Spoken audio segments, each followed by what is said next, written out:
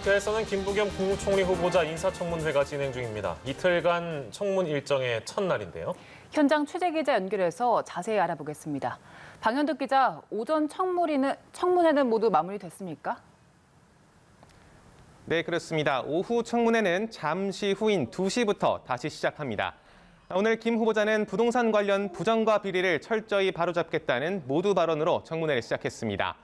부동산 정책과 공직자 처신에서 국민께 큰 실망을 드린 점을 잘 알고 있다며 더는 실망을 드리지 않겠다고 강조했습니다.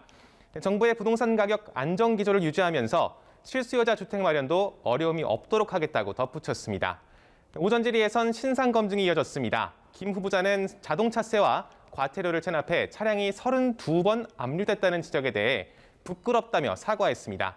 행안부 장관 시절인 2019년 각종 재해 현장에서 기념 촬영을 한 것도 사려 깊지 못했다며 고개를 숙였고 유년 시절 자신이 왕따의 가해자였다고 저서에 쓴 데 대해선 반성과 참회의 심정이라고 했습니다.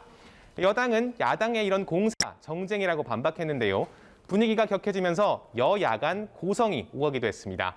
하지만 야당은 김 후보자 자녀 부부의 라인펀드 특혜 의혹 등을 이어서 추궁할 방침이라 오후에도 공방이 예상됩니다.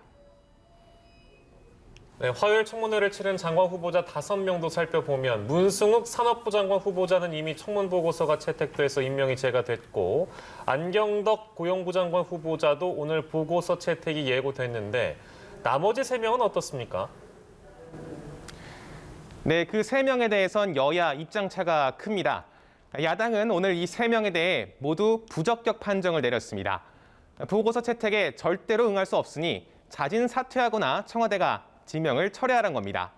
임혜숙 과기부 장관 후보자는 가족 동반 외유성 출장 논란이, 박준영 해수부 장관 후보자는 배우자의 도자기 밀수 의혹이, 노영욱 국토부 장관 후보자는 이른바 관사 재테크 논란이 그 이유입니다.